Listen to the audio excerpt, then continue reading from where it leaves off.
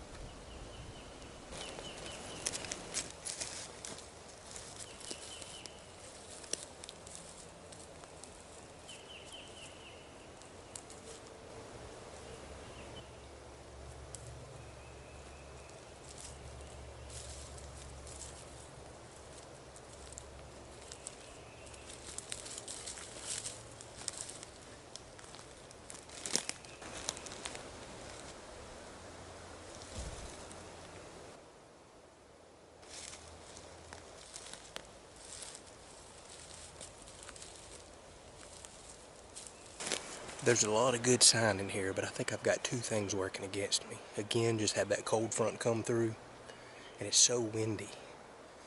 Well, let's say three things. Late in the morning, too. They may have already fed. A lot of oak trees, some leftover acorns. Plenty of good sign. A lot of deer sign, too. Too bad this area is off limits for deer hunting.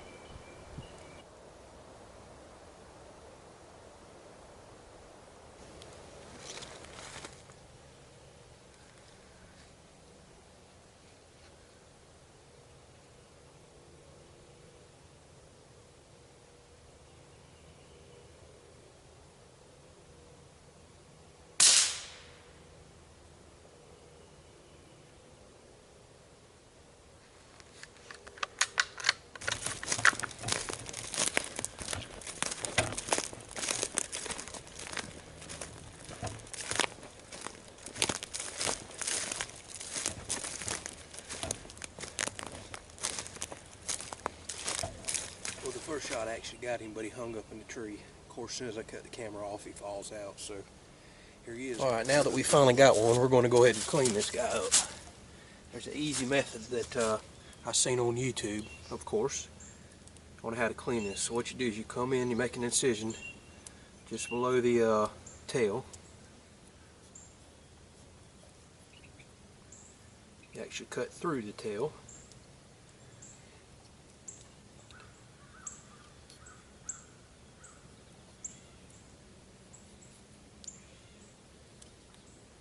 Cut down either side of the back strap. And it took me a little while to figure this out. I seen this on YouTube, I tried it, I kept messing it up. What you've got to do is cut enough of a flap here that the heel of your boot can get on that flap. In the past, I was just cutting through the tail, standing on the tail, go to pull up, it'd just rip off, couldn't figure out what I was doing.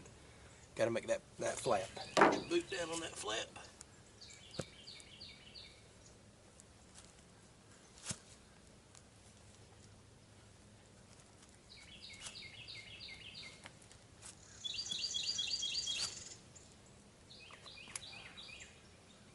Just pull up.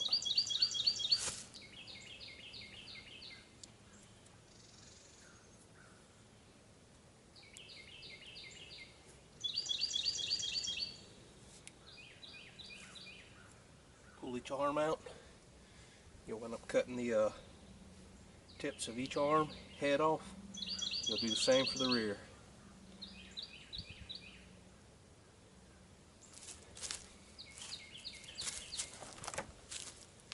Good pair of pliers helps too.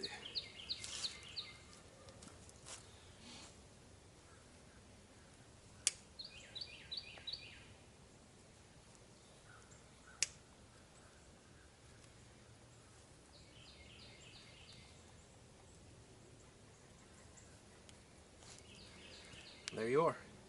Just cut here, cut the tail, cut the tip of the other leg, front leg, head off. Alright, so all I've done was went ahead and gutted him. YouTube's not gutting friendly nowadays, it seems like. So I just made a small incision, came up through the sternum, took the guts out, straight into the river they went for catfish bait. Clean the hair off. Now we're going to quarter him up. Shoulders come off real easy. You can just come up underneath them, follow them around.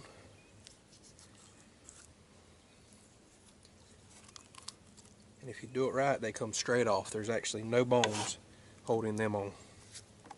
You can see this back socket. You don't want to come in through here. You want to come in back behind that where it lifts up.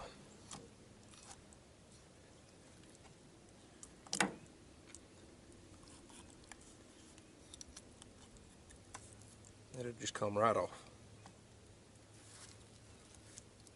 Backs are a little different. They are connected with a bone. So what I'll do is I'll cut down until I see that little ball socket. Right there it is.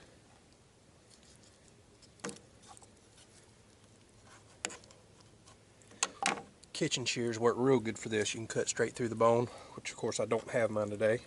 So the thing you can do is just pop it out. I heard it pop out. See that little ball socket right there.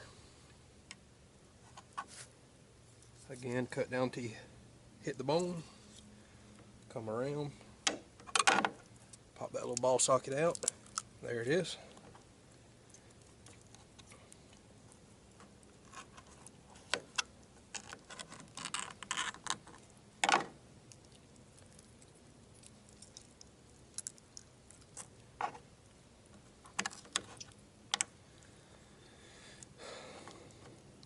As far as the back strap goes, people do it different ways. Some people cut it up here and leave the shoulders attached. I tend to quarter everything up. So what I'll do is come in to these flaps, cut them down about right here on the backbone.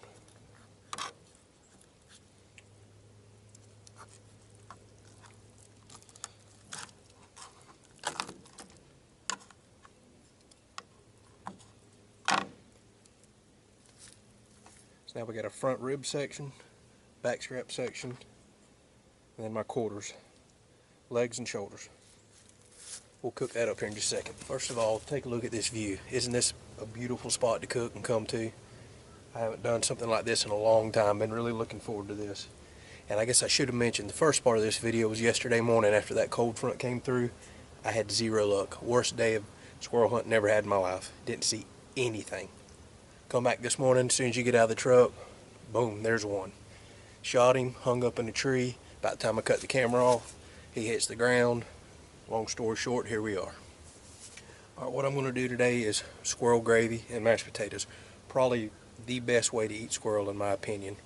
And anytime you cook squirrel, they are tougher. A lot of people think they're gamey, they're not. They have a unique taste, but it's a very good taste. I don't know how to describe it. But I think where a lot of people think squirrel's not good to eat is they don't cook it right. Squirrel either needs to be stewed, pressure cooked, cooked down in a gravy, something to make it tender. There's hardly no fat on this, so of course it's going to be tough.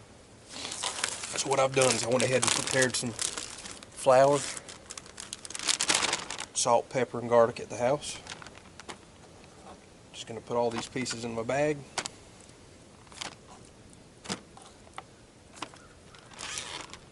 Make sure you trap a little air. I'm sure you've all seen this a million times.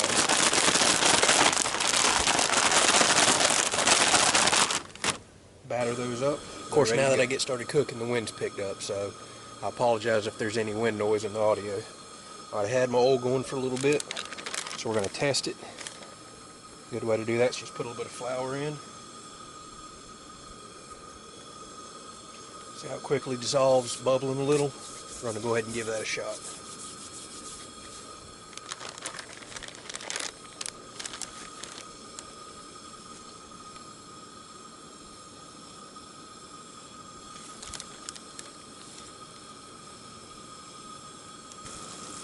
And the point here is not to cook these all the way through. It's just to brown them. Again, we want to use those little bits that are left over to make our gravy.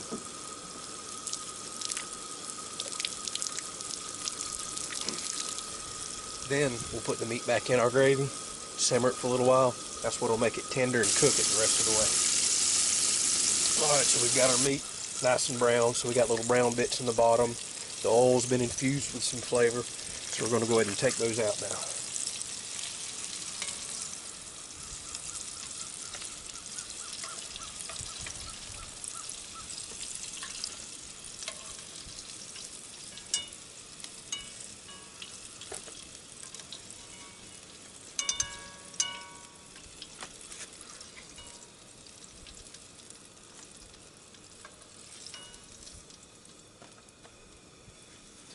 It's good enough to eat right now. What I've done was poured the majority of the oil off, left probably a tablespoon, couple tablespoons in there. And what I'm going to do now is take a little bit of this seasoned flour that I have left over from the squirrels, start basically making a roux. So what you want to do is put that in little by little and constantly stir it.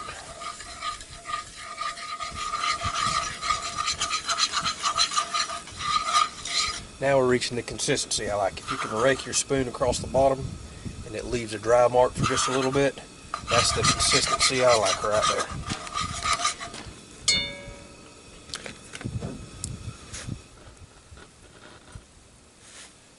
Go ahead and turn that heat down.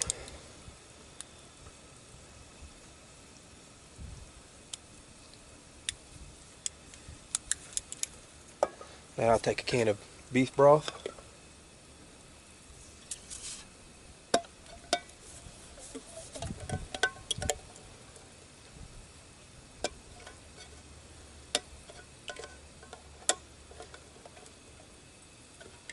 Pierce either side of the can and pour it in.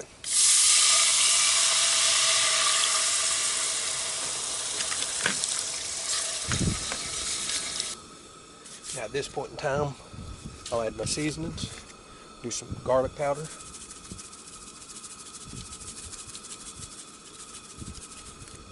keep in mind my flour was already seasoned. And you can either brown onions in to begin with, typically that's what I do at home, or I'll put some minced onion in for convenience out here. And we've already got salt and pepper in there, again, from the flour.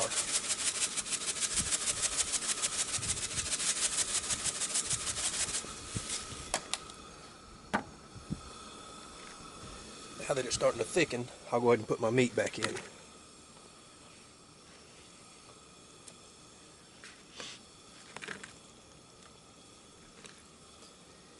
And if it gets too thin, you can always add more broth, more water, more flour if you need to thicken it up, you name it. Alright, now that I have it on a slow simmer, put the top on. You can let that go 30, 45 minutes. The longer you go, again, you may have to thicken your gravy up, but the more tender your squirrel will be. Look at this view.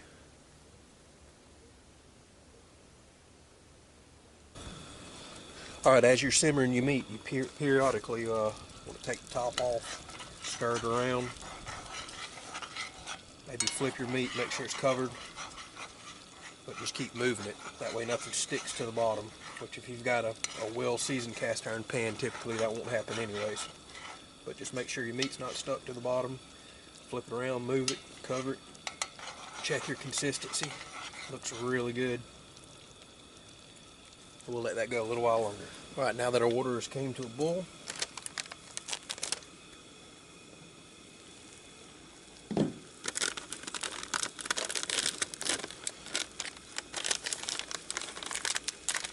pour in our mashed potato mix and go ahead and kill the flame.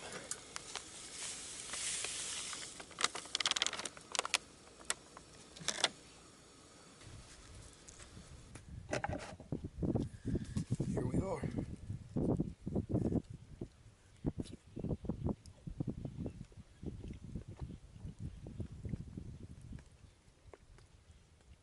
It tastes really, really good. You need to give this a shot. This is one of the best ways to cook squirrel. Make it nice, tender. For some reason, my father even agrees, squirrel just makes the best brown gravy Absolutely love it.